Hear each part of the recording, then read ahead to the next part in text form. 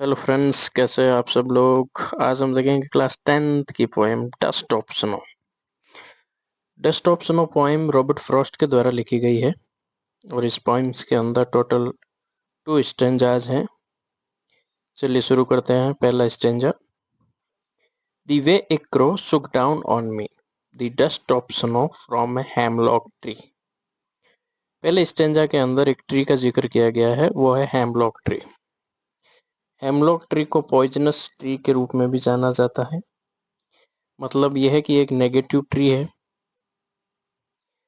Starting line में है दी वे एक क्रो, यानी एक क्रो जो अपने रास्ते पे जा रहा था, मतलब आराम से किसी भी डायरेक्शन की तरफ उड़कर जा रहा था। सुक डाउन ऑन मी, वो आके हेमलॉक ट्री के ऊपर बैठता है।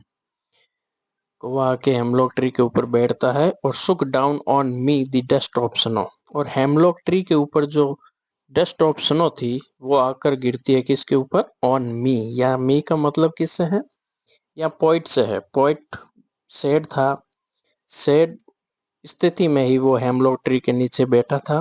तभी एक क्रो आता है और आकर हेमलॉक ट्री के ऊपर बैठता है, और जैसे ही वो बैठता है तो दो डस्ट ऑफ स्नो थी ट्री के ऊपर, वो आकर किस पे गिरती है, पॉइंट के ऊपर आकर गिरती है।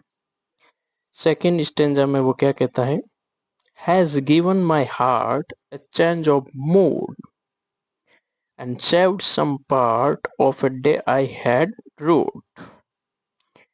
अब ये कह रहा है कि हैज गिवन माई हार्ट, उस डस्ट ऑप्शनों ने मेरे हार्ट को क्या कर दिया, एकदम से चेंज कर दिया। चेंज करने का मतलब पहले वो सैडनेस में था, सैड था, अब उसका मूड थोड़ा क्या हो गया है, अच्छा हो गया है, हैप्पी हो गया है।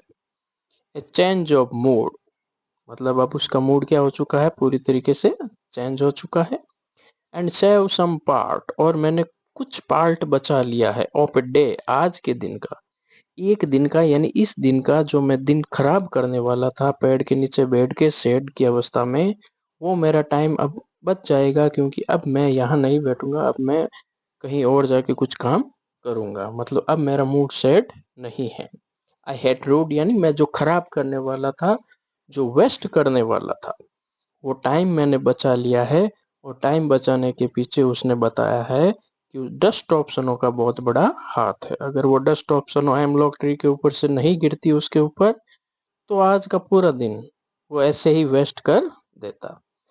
इस प्रकार छोटी सी पोइम थी ये, रॉबर्ट फ्रॉस्ट के द्वारा लिखी गई स्मॉल सी पोइम है। 2 स्टेंजाज के अंदर, कोई भी इतना हार्ड वर्ड इसके अंदर दिए हुए नहीं है, सिंपल पोइम्स है।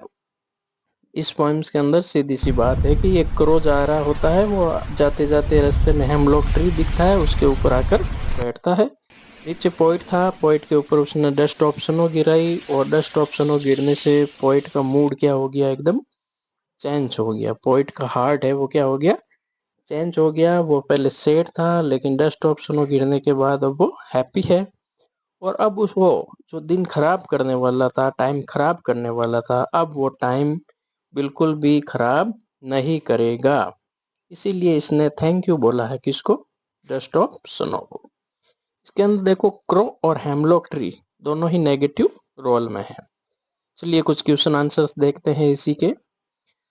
क्वेश्चन नंबर 1 देखें तो डस्ट ऑफ स्नो के पोइट की बात करते हैं तो रॉबर्ट फ्रॉस्ट है इनके पोइट। पोइट का नाम क्या है, रॉबर्ट फ्रॉस्ट। नेगेटिव क्रिएचर्स मैंने आपको पहले ही बता दिए हैं, हेमलॉक ट्री और क्रो को नेगेटिव क्रिएचर के रूप में यहाँ पर रॉबर्ट फ्रॉस्ट ने दर्शाया है इस पोइम्स में। Crow and hemlock tree symbolize sorrow, दुख का सिंबलाइज है दोनों। What is the rhyme scheme of the poem, rhyme scheme मैंने अपने पिछले वीडियो में बताया था आपको निकालना, उसी से सीख सकते हैं। ये विंट्री डे का है, बिल्कुल विंट्री सीजन विंट्री डे का है। Thank you for the watching, जुड़े रहिए चैनल के साथ और वीडियो